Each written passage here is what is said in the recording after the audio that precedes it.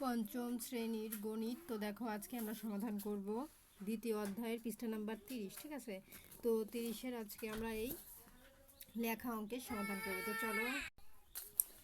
চলো ভিডিওটি শুরু করি এবং বলে রাখি চ্যানেলটি সাবস্ক্রাইব করে দিতে, কারণ সাবস্ক্রাইব করলে আমি ভিডিও আপলোড করলে কিন্তু অটোমেটিক তোমাদের ফোনে ভিডিওগুলো পৌঁছে যাবে।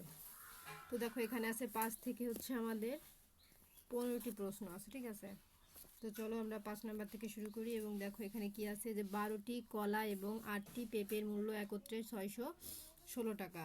একটি কলার মূল্য 8 টাকা হলে একটি পেঁপের মূল্য কত? তো চলো আমরা এই অঙ্কটার উত্তর দেখি। হ্যাঁ, এই যে দেখো উত্তর, কারণ লিখতে গেলে অনেক টাইম লাগে তাই আমি এইভাবে বুঝাই দিই। দেখো একটি কলার মূল্য 8 টাকা। হ্যাঁ, তো এখানে বলেছে যে এই দেখো একটি কলার মূল্য 8 টাকা, তাহলে এই যে দেখো একটি কলার মূল্য 8 টাকা, অতএব 12টি কলার মূল্য, তাহলে 12টি কলার মূল্য কি আমরা 12 গুণ 8 দিব, তাহলে বেরোয় যাবে। তাহলে 12টি কলার মূল্য কত হয়? 96 টাকা। এই যে 12টি কলা এবং 8টি পেঁপের মূল্য একত্রে 616 টাকা। এই যে দেখো একত্রে 616 টাকা, এই যে 12টি কলা এবং 8টি পেঁপের মূল্য, তাহলে কি 12টি কলা এবং 8টি পেঁপের মূল্য একত্রে 616 টাকা। অতএব 8টি পেঁপের মূল্য, তাহলে 8টি পেঁপের মূল্য কত? 616, আর এই যে মাইনাস দেবো হচ্ছে 96, এই যে 12টি কলার মূল্য, তাহলে এই যে 12টি কলার মূল্য হচ্ছে, এই যে 8টি পেঁপের মূল্য হচ্ছে 616 টাকা, আর আমাদের কলার মূল্য কত? 96 টাকা। তাহলে আমরা মাইনাস দিলে বেরোয় যাবে আমাদের পেঁপের মূল্য, এই 96 টাকা মাইনাস দিলে হচ্ছে 520 টাকা, বিয়োগ করলে 520 টাকা আছে, তাহলে কত হলো? অতএব একটি পেঁপের মূল্য, একটি পেঁপের মূল্য এই যে 520 ভাগ হবে কত? 8, কারণ এই যে এখানে আমাদের 8 দেওয়া ছিল। এই যে পেঁপের মূল্য একত্রে কত টাকা, তো দেখো 520-এর সাথে যদি আমরা ভাগ 8 দিই তাহলে আমাদের উত্তর বেরোয় যাবে 65 টাকা, ভাগ দিলে হবে 65। একটি পেঁপের মূল্য 65 টাকা, তাহলে একটি পেঁপের মূল্য কত টাকা হলো? 65 টাকা। তারপর দেখো আমাদের 2 নম্বর প্রশ্ন, মানে 6 নম্বর প্রশ্ন।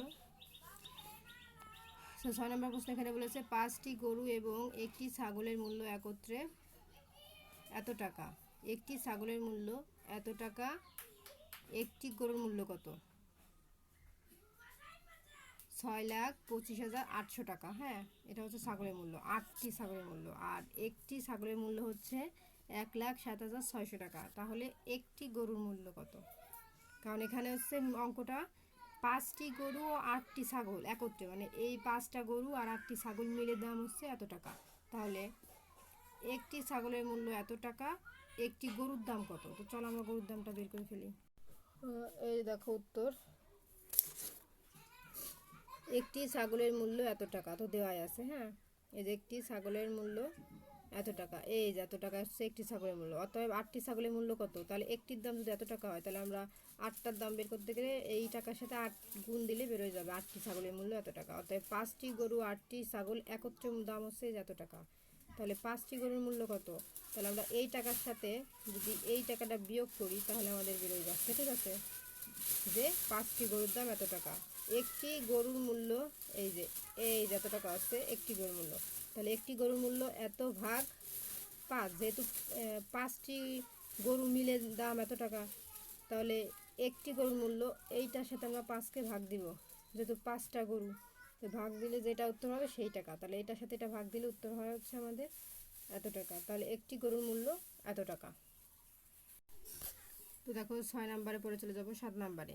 কেয়া এবং মারুফের মাসিক পারিবারিক খরচ একত্রে এত টাকা, 70,500 টাকা। কেয়া অপেক্ষা মারুফের মাসিক খরচ 5,600 টাকা বেশি। কেয়া ও মারুফ প্রত্যেকের মাসিক পারিবারিক খরচ কত? তো চলো আমরা 7 নম্বরের উত্তরটি দেখে নিই। তো এই যে দেখো ছিল আমাদের প্রশ্নটা। ঠিক আছে, আর উত্তর এই যে সমাধান। কেয়ার মাসিক পারিবারিক খরচ এত টাকা, এই যে এত টাকা মাইনাস এত এর অর্ধেক টাকা। ঠিক আছে, এই যে কেয়া এর এই যে এত টাকা বেশি, তাহলে অর্ধেক টাকা হচ্ছে, তাহলে আমরা এটার সাথে এটা প্রথমে মাইনাস দেবো, দেওয়ার পরে তারপরে কেয়ার মাসিক খরচ, তাহলে কেয়ার মাসিক খরচ এই যে এত মাইনাস এত তো দেওয়াই ছিল, সেটার সাথে আমরা ভাগ দিব 2, কারণ কয়জন ব্যক্তি? 2 জন ব্যক্তি এখানে, তাহলে আমরা ভাগ দেবো কত? 2, যেহেতু 2 জন ব্যক্তি তাহলে 2 ভাগ দিব।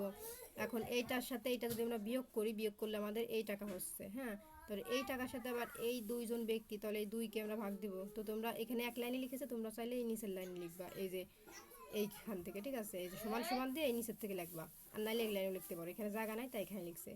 তো এত ভাগ 2 সমান সমান এই 2-এর সাথে যদি আমরা এটাকে ভাগ দিই, ভাগ দিলে আমাদের উত্তর হবে এই টাকা। তাহলে কেয়া অপেক্ষা মারুফের মাসিক পারিবারিক খরচ এত টাকা বেশি। অতএব মারুফের মাসিক পারিবারিক খরচ 32,450 যোগ 5,600 টাকা। তাহলে এইটার সাথে এখন যোগ দিলে যেটা হবে সেই টাকা হচ্ছে কেয়ার মাসিক পারিবারিক খরচ এত টাকা এবং মারুফের মাসিক পারিবারিক খরচ এত টাকা। দেখো 7 নম্বরের পরে চলে যাব 8 নম্বরে। দেখো 8 নম্বরে আছে রনি এবং বাসিরের কাছে একত্রে 780টি লিচু আছে। রনি অপেক্ষা বাসিরের কাছে 64টি লিচু কম। মশলা কিনলো, সরি আমার নিচের লাইনে যাই কেন, এত কম আছে। রনি এবং বাসিরের প্রত্যেকের কতটি করে লিচু আছে? তো চলো আমরা এই অঙ্কটা সমাধান দেখে নিই। তো এই যে দেখো বাসিরের কাছে আছে এই যে 780 মাইনাস হচ্ছে এতটি কম, তাহলে এর অর্ধেক। তো মাইনাস করার পরে আমরা লিখবো বাসিরের আছে, কারণ ব্যক্তি কয়জন? 2জন ব্যক্তি, তাহলে এটা আবার আমরা লিখবো 780 মাইনাস 64 ভাগ দিব 2, কারণ 2জন ব্যক্তি তাই আমরা 2 ভাগ দিব। এখন সমান সমান দেওয়ার পরে 780 থেকে 64 বিয়োগ করলে হয় 716, হওয়ার পরে এই 2কে আবার আমরা এখানে নামাই নিয়ে আসবো ভাগ 2টি লিচু। এখন সমান সমান এই 716-র সাথে যদি আমরা 2কে ভাগ দিই আমাদের উত্তর হবে 358টি লিচু, ঠিক আছে। তাহলে রনি অপেক্ষা বাসিরের কাছে 64টি লিচু কম আছে। অতএব রনির কাছে আছে এই যে 300, এই যেটা আমরা ভাগ করে পেলাম 358 যোগ হবে 64, কারণ 64টি লিচু কম আছে। এখন এটার সাথে যোগ করে যেটা হবে ততটি লিচু। তাহলে রনির কাছে আছে এতটি লিচু আর বাসিরের কাছে আছে এতটি লিচু, এটা হবে বাসিরের লিচু আর এটা হবে রনির লিচু, ঠিক আছে। তো দেখো আমাদের এই 8 নাম্বার কমপ্লিট। এখন চলে যাবো 9 নাম্বারে। 9 আছে সারিফ সাহেব বাজার থেকে 25 কেজি চাল, 350 টাকা সরিষার তেল এবং এত টাকার মশলা কিনলেন। প্রতি কেজি মূল্যে চালের মূল্য এত টাকা। তিনি দোকানদারকে এত টাকা দিলেন, দোকানদার তাকে কত টাকা ফেরত দেবেন? তো চলো আমরা 9 নাম্বার উত্তরটা দেখে নেই। তো দেখো 9 নাম্বার আছে সাইফ সাহেব বাজার থেকে, সরি আমি প্রশ্নটা একবার পরিষ্কার করলাম না, আমি সরাসরি উত্তরটা দেখাই। উত্তর সাইফ সাহেব চাল কিনলেন 72 গুণ 25 টাকার। তাহলে 72 গুণ কেন হবে? এই যে দেখো, তো 72 গুণ 25 কেন হবে? কারণ এই 72 টাকা হচ্ছে প্রতি কেজির মূল্য। এই দেখো এখানে দেওয়া আছে যে প্রতি কেজির মূল্য 72 টাকা। হ্যাঁ, আর চাল কিনলো কত? 25 কেজি, তাহলে আমরা 72 টাকা কেজি আর 25 কেজি সে কিনেছে, তাহলে 72-এর সাথে আমরা 25কে গুণ দিব, গুণ দিলে যেটা হবে সেই টাকার হচ্ছে সে চাল কিনেছে। আর সরিষার তেল কিনলো সে 350 টাকার, এই যে সরিষার তেল 350 টাকার। আর মশলা কিনলেন 668 টাকার, এই যে। হ্যাঁ, এখন মোট বাজার করলেন, তো মোট বাজার করলেন এই যে এত টাকার চাল, এত টাকার তেল আর এত টাকার মশলা, তিনটা মিলে যোগ করলে যেটা হবে 7 টাকার হচ্ছে সে কিনলেন, বাজার করলেন।